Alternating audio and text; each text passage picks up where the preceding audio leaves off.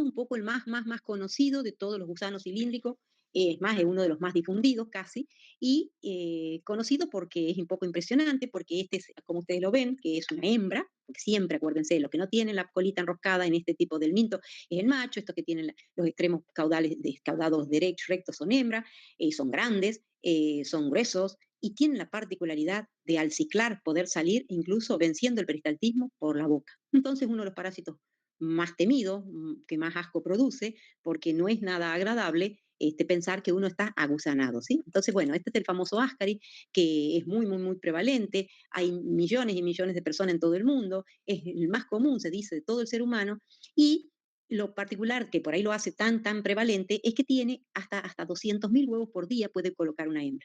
En estudios que se hicieron hace más de 10 años en Tucumán teníamos una prevalencia del 40% en la población infantil de la provincia. 40%. Fueron estudiados niñitos de 2 a 14 años. Y otra cosa que lo caracteriza, además de su prevalencia, de poner muchos huevos y demás, que tiene una forma muy particular de ciclar. El Ascaris lumbricoide, además de ciclar raro, porque ya van a ver cuando lo estudien esta tarde y se instalen y se enamoren del ciclo del Ascaris, van a ver que su forma infectante es el huevo larvado, porque el huevo de la derecha, el que salió con las deyecciones de este parasitado, no tiene capacidad infectante, al igual que dijimos hace un ratito con el tricocéfalo, y necesita el pasaje obligado por tierra. Y no solamente pasa un día, pasa y necesita entre 2 y 3 semanas, por no decir 4, en un medio con temperatura, humedad y todas las condiciones propias para que un huevo fecunde, que son las mismas condiciones que se le dan a los cultivos a veces de las materias fecales. Entonces tiene que estar 3 semanas en un medio apropiado para que el ascaris se transforme en un huevito así, en un huevito con larva. Pero ¿qué pasa después? Puede estar hasta 2 y 3 años así, esperando que algún incauto lo tome, lo coma con alguna verdurita y tiene la particularidad de cuando se ingresa este huevo larvado, no va directamente al intestino. Perdón, va directamente al intestino, pero no madura, no se hace grande directamente el intestino, sino que hace un pasaje por el hígado, hace un pasaje por pulmones y recién después, desde el aparato respiratorio, rompe los capilares, alveolos capilares, las membranas alveolos capilares, y va a pasar al tubo digestivo, recién es deglutido y recién se diferencian machos y hembras que toman la forma adulta y esta grande que acaban de ver ustedes, y que allí empezaría la sintomatología. Tienes 2 a 3 semanas de ciclo desde que ingresó un huevito hasta que por ahí apareciera un gusano adulto por caca o por boca de este parasitado. Entonces ustedes lo que van a tener que aprender es que hay sintomatología por este parásito fuera del intestino y es justamente a nivel del pulmón por ese pasaje de esas larvas pequeñitas que estaban completando el ciclo del ascaris. Y muchas veces se confunden con cuadros respiratorios, cuadros de parasitosis intestinal. Eso lo vamos a trabajar también en los prácticos, pero es importante que ustedes sepan que además de cosas como estas, que es en este caso arriba a la derecha una oclusión de todo el intestino por ovillos de Ascaris, la complicación que un tubo de Kerr que se pone de drenaje para la vía biliar se le metió adentro un Ascaris, o este niño que estaba en terapia en el niño internado por un cuadro respiratorio de otro tipo y el gusanito empezó a salir solo. Entonces, tengo clínicas variadísimas, como pacientes que no sienten nada, pacientes que tienen síntomas respiratorios y no se lo puede identificar todavía como parásito porque capaz que nunca llegó todavía adulto y todavía no salió ninguno, y si yo hago un parasitológico no lo encuentro porque el parásito tiene larvas en el pulmón y solamente que hiciera un estudio de esputo por ahí pudiera tener la suerte de encontrarlo, y es lo que se conoce como el Weffler pulmonar. Cuadros de oclusiones intestinales, como estamos viendo acá a la derecha, complicaciones quirúrgicas, como vemos en el medio, o eliminación espontánea al final. Entonces, la clínica de la ascariosis, chicos, es variadísima de acuerdo al número, al estado del paciente y sobre todo, al número de los parásitos. Y que no se irriten, porque a veces los parásitos pueden ser uno solo, pero se irrita y migra. A veces el parásito, por aparearse, migra y busca y tiene afinidad con los conductos y nos puede ocluir algún conducto. Cuando dijimos la semana pasada y hablamos de fasciolas y hablamos de ictericia parasitaria y decíamos que poco frecuente es, que primero tenemos que pensar en los cálculos y demás, y yo le dije, algún otro, le dijeron su jefe, algún otro gusanito es responsable de las dilataciones de las vías biliares, de las oclusiones de la vía biliar y de los cuadros de cólicos, incluso de colangitis o de pancreatitis por obstrucciones canalículas. Y esto ahora se los estamos presentando. Es el Ascaris lumbricoide al parásito que nos referíamos. Este produce todo ese tipo de complicaciones porque migra, porque no se fija a la pared del intestino, porque tiene la particularidad de estar permanentemente moviéndose en contra del peristaltismo y tiene la capacidad de migrar desde el intestino hacia otros órganos. Entonces van a ver cosas como esta, un conducto biliar donde por transparencia contrastado se lo está viendo al Ascaris, Ascaris eliminado espontáneamente, un medio de contraste para estudiar un colon del paciente y encuentran un Ascaris que no se tiñó, un paciente que muere y que salen sus Ascaris y demás. Entonces, el diagnóstico puede ser por macroscopía, todos estos horrores que ustedes están viendo, o por la búsqueda de los huevos en la materia fecal. Es muy característico el huevo y no se deben hacer coprocultivos parasitológicos. ¿Por qué? Porque cultivar un coprocultivo, o sea, darle las condiciones en el laboratorio a este huevito, necesito 3 semanas, no solamente necesito darle la humedad, la temperatura y todo lo que tiene la tierra propia, por ejemplo, Tucumán, que es fantástico, con muchísima humedad y con muchísima temperatura, sino que además de darle esas condiciones, le tengo que dar tiempo. Y un coprocultivo dura 48 horas. Entonces no puedo pedir para parásitos que en 48 horas no cambian de forma un coprocultivo. Y lo aclaro porque después en la práctica diaria es muy común que pidamos un coprocultivo parasitológico como quien pide, no, pidan un examen parasitológico seriado de materia fecal y ya vamos a ver en qué parasitosis, que ya, si vieron el video de laboratorio, ya sabrán, sí va el coprocultivo, ¿sí? Entonces pido simplemente, si no apareció el parásito y me dio el diagnóstico, porque siempre da el diagnóstico porque aparece solo, si no, pediré un parasitológico seriado y encontraré los huevos del asca. ¿Con qué se trata? Fíjense que son las mismas drogas que acabamos de hablar del trichuris trichur, ¿sí? Es exactamente lo mismo y la profilaxis es exactamente lo mismo. Por ahí en el otro no habíamos puesto control de acarreadores mecánicos, pero va en todos aquellos que una mosca, una cucaracha pueda ir desde una materia fecal que ya está tirada hace 3 semanas en el suelo y los huevitos ya están con larvas y se asienta una mosquita, se le beba y se va una tetina y se va un chupete, se vuelve una taza o un plato, una cuchara y esa va a la boca. Bueno, esos son los acarreadores mecánicos que obviamente en lugares como los que les mostré hace un rato, ese patio con condiciones apropiadas, imagínense el rol que cumplen los acarreadores, en donde las excretas no son bien eliminadas. ¿Estamos? Vamos a hablar del más malo de este bloque. No están viendo muy bueno lo que vamos viendo hasta ahora, pero este en realidad es el parásito que está relacionado con muertes en parasitología. ¿Por qué? Porque este parásito produce causa de muerte en los pacientes inmunodeprimidos. Cuando hablamos de coccidios intestinales, cuando hablamos de criptosporidium, isospora y aquellos que le temíamos a los pacientes inmunodeprimidos por esas diarreas altas, dijimos y quedó picando, vuelvan a ver la clase y van a ver que estaba escrito ahí el estrongiloide. Pues el estrongiloide dentro de los helminto ocupan ese rol de marcadores, de alerta y de temerle cuando nuestro paciente está inmunodeprimido, o al revés, una diarrea, que ya les digo que es lo que causa este parásito, que no se corta y que encuentro larvas de tronquiloide, qué raro, ¿qué le pasará a mi paciente? Lo estudió. Ese es más o menos el concepto que les tiene que quedar con el tronquiloide. Y ya van a ver por qué. Otra que se llama larva, porque nosotros nunca encontramos el huevito de este parásito. En menos de 24 horas ya sale la larva adentro del paciente. Entonces, con la materia fecal del paciente salen larvas. Entonces, lo que el limpioquímico me va a informar a mí son larvas de tronquiloides tercorales. Otro detalle. Y también tiene una particularidad su ciclo. Este no es tan frecuente como el ástaro, pero es frecuente y es letal en huéspedes inmunodeprimidos. Puede ser, por supuesto, si no es tratado a tiempo, si la carga parasitaria era muy alta, si el estado de los CD4 y el estado general del paciente estaba muy malo. Y tiene una cosita que está marcada acá con rojo, que se llama autoinfección. ¿Qué quiere decir? Este parásito, otra particularidad que tiene, dijimos que salían como larvas, salen como larvas. Acá en este dibujito medio pálido están las larvas, pero las larvas que recién salen en la caca del paciente no son infectantes. ¿Qué necesita si es un geominto?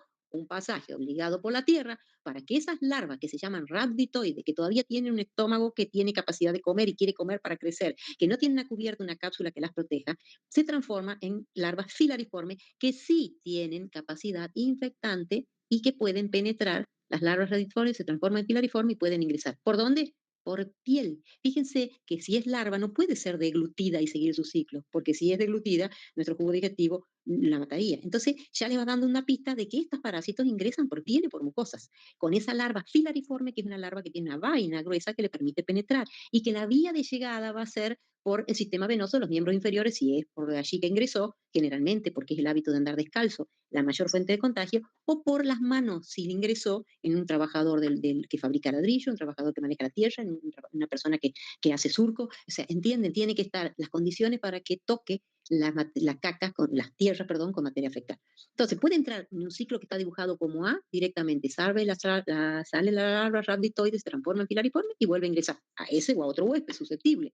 El ciclo B, que está dibujado acá, en donde larvas filariformes, rhabditoides, perdón, que salieron, se transforman en filariformes, estas se diferencian en machos y en hembras de vida libre, se produce de nuevo una salida de larvas y esas, o sea, hay un nuevo, lo mismo que ocurre en el intestino del hombre, ocurre afuera, y de nuevo larvas filariformes ingresan. Entonces, un ciclo directo, un ciclo indirecto, pero hay un tercer ciclo que está dibujado acá con rojo, que es con la C acá, de la autoinfección. Resulta que estos parásitos tienen la particularidad de que yo tengo 55 y a los 20 años tuve un ingreso de estrongiloides, soy una persona que estaba inmunocompetente hasta ahora, pero resulta que yo tengo 20 y 30 años de estrongiloides y no me enteré. Y capaz que no tuve clínica. Y pasaron 30 años y me inmunodeprimo porque me agarra una enfermedad que me inmunodeprime, porque tengo un cáncer, porque tengo un HIV, porque me ponen drogas inmunosupresoras, porque tengo una colagenopatía y montones de cosas más, o enfermedades de la piel y demás que se utilizan drogas inmunosupresoras. Y ese parásito siempre estuvo, porque por autoinfección, sin necesidad ya de volver a ser un geoelminto, se perpetúan en los pacientes que lo tienen y que no fueron totalmente diagnosticados ni tratados. Entonces, le permite a un paciente 20 o 30 años después, o 10 o 15, después de su fuente de contagio inicial, seguir teniendo estrongiloides y por ahí hasta más grave que al principio. Bajan las defensas, se multiplican por autoinfección y se diseminan.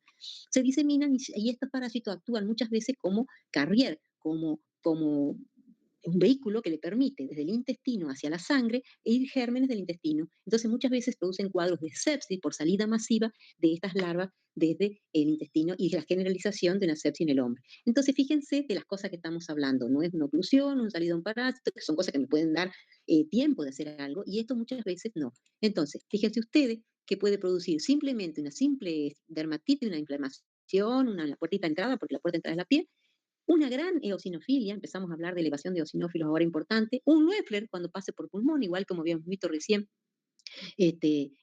por los ascaris, y también a nivel del intestino, un cuadro de enteritis, diarrea crónica, dolor abdominal, un hilio alto, esto en el intestino. Dijimos, esto es una puerta de entrada, esto cuando migra, esto ya en el intestino, y ojo que con la estrongiloidiosis por la autoinfección se puede producir una estrongiloidiosis diseminada con cuadros de sepsis o neumonitis. Entonces, este parásito no solamente hace daño a nivel del intestino, sino que tiene localizaciones extraintestinales diseminadas que solamente lo vemos en los pacientes inmunocomprometidos. ¿Sí? Entonces, por eso es el parásito que muchas veces alerta en los casos de que el paciente esté o vaya a ser inmunodeprimido, habría que descartar que nuestro paciente no sea un portador de una estrongiloidosis crónica. Si ustedes la van pensando, se van a dar cuenta que es así.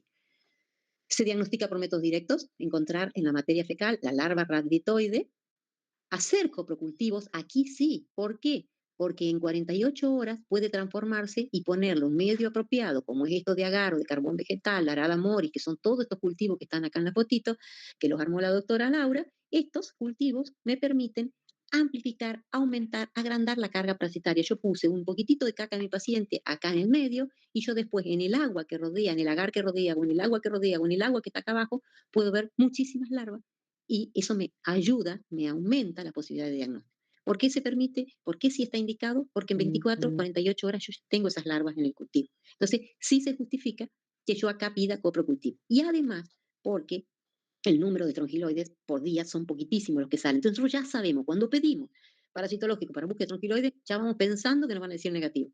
Nosotros estamos sospechando y queremos que nos confirmen que no lo tienen. Entonces, ahí recurro al coprocultivo. También en casos que ya van a ver, incluso en algunos casos que vamos a hablar el viernes, muchas veces la biopsia, que ustedes están viendo acá una biopsia del intestino tomada por endoscopía, esos elementos que ven ahí teñidos son estrongiloides tomados por el corte del micrótomo y bueno, y están viendo ustedes ahí que te puede hacer diagnóstico por biopsia cuando el parásito ya está en las paredes de intestino.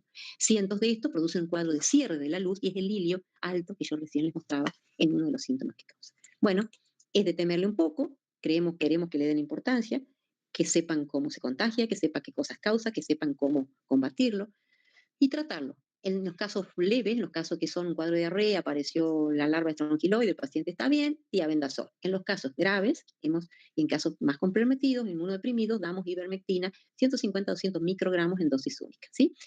O tiabendazol o ivermectina. Esto para los casos más leves y la ivermectina para los casos más severos. Profilaxis.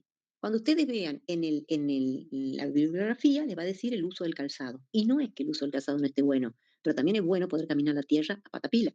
Entonces, se supone que nosotros tenemos que bregar por esto, por la adecuada eliminación de la excreta, por la higiene, por la educación y sobre todo por la eliminación de la excreta, porque al ser parásitos que ingresan por piel, eso sí o sí que habla de contaminación del suelo más que cualquier otro. Yo puedo tener un ascaris y haberlo ingerido en una lechuga que fue criada, cosechada a kilómetros de mi casa. Pero si yo tengo estronquiloides y yo o vivo o trabajo en un lugar donde las larvas están. Entonces, se dice que ahí tenemos que hacer a los convivientes o a los trabajantes, a los que trabajan con él, el estudio de foco, o sea, la búsqueda activa de estronquiloides en los convivientes, porque como conocemos el ciclo biológico del parásito, esto se justifica. Hablando de parásitos parecidos, vamos a pasar al grupo de las funcionarias, ancilostómago denalis y necatan americano.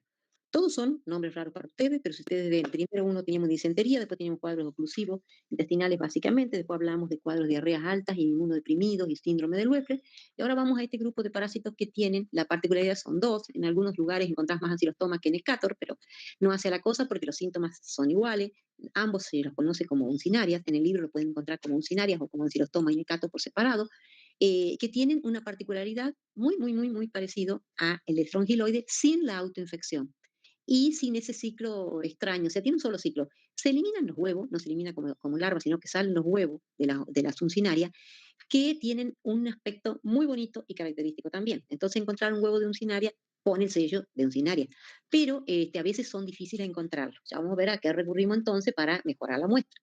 Estos huevos que salen infértiles tienen que, como geominto que son, salir a la tierra y cumplir su ciclo. Fíjense ustedes que salen, maduran, sale la larva y después estas larvas son las que van a ingresar por la piel, no de la planta, porque esa es piel gruesa, sino que la zona generalmente interdigital, y después empiezan a través del sistema venoso de los miembros inferiores el ascenso hacia corazón, pulmón, finalmente después hacia el intestino. Entonces, ¿esto qué quiere decir? Que las uncinarias también pueden tener el síndrome del Loeffler en el pulmón, por el pasaje pulmonar. Están relacionadas mucho con la ocupación y con las características del domicilio. Lógicamente, no cualquiera tiene una uncinaria que le ingresa por los pies. Produce en la puerta de entrada una dermatitis, al igual que vimos recién, eosinofilio Loeffler, porque el estado de la larva es el que, cuando nosotros tenemos en nematelminto migraciones larvarias, dentro de los glóbulos blancos son los eosinófilos los que tienen que acudir a frenar esas larvas. Y por esa pasaje por pulmón, vean bien lo que significa el Loeffler, que es tos, disnea, cambia opacidades que son migratrices dentro del patrón del pulmón. Entonces, lean un poquitito, eso lo produce la larva y esto también puede ser un paciente que esté con tos seca y sea un parásito y no asma. Y finalmente, cuando el parásito ya en su forma definitiva se encuentra en el intestino, lo que produce, lo que los caracteriza es que consumen sangre. Son hematófagos. Consumen 0,03 mililitros por día de sangre. Lógicamente va a depender del número de parásitos que yo tenga para que el paciente no esté o no esté anémico. Y otra cosa que lo caracteriza de cataparasitosis es la cronicidad. No es una pérdida rápida, imagínense 0,03 mililitros, pero depende del número de parásitos que tenga y del tiempo que el paciente esté parasitado. Estas son parasitosis crónicas y es asombroso ver el estado de anemia con el que puede llegar un paciente porque los niños sobre todo se van adaptando a esa anemia, se van adaptando a la falta de oxígeno, se van adaptando y juegan menos, se quedan más quietos, se duermen más y es recién a veces en los casos extremos que se consulta al médico y se encuentran anemias que son aparentemente incompatibles. Incompatibles si se hubieran producido en una hora, se mueren por un shock hipovolémico, pero como se va produciendo por consumo lento, el organismo se va adaptando. Y tienen otra particularidad, además de consumir sangre, se prenden y se desprenden, tienen, justo no, ya lo van a ver ustedes, no les puse acá las fotitos, tienen placas cortantes o tienen una especie de diente, ancilostoma y necator, tienen una diferencia en su cabecita, que les permite fijarse y después se dejan de fijar y se van a fijar a otro lugar y produce una cierta sustancia anticoagulante, entonces ustedes van a ver cómo el parásito te consume, después deja sangrando, va a otro lugar, consume, deja sangrando. Entonces, eso es un combo que cuando son muchos el número de los parásitos, produce un cuadro de anemia microcítica e hipocrómica en nuestro paciente. Lo que ustedes están viendo acá es exactamente lo que les digo. Hay una uncinaria fijada acá, pero en esta parte de arriba estuvo antes, entonces está sangrando acá, está consumiendo acá.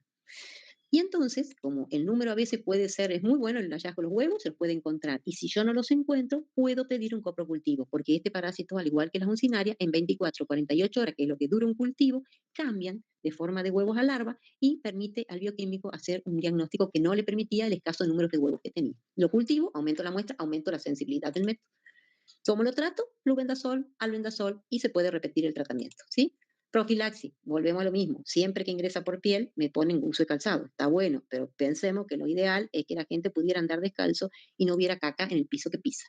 Y al igual que los otros, todo lo que se transmiten por el suelo, pero sobre todo lo que se transmiten, lo que son geomintos, pero que ingresan por piel y mucosa, en eso te justifica hacer un estudio de foco. Porque así como esta persona está parasitada, probablemente sus convivientes o las personas que trabajan, si el contagio fue en la zona del trabajo, también lo estén.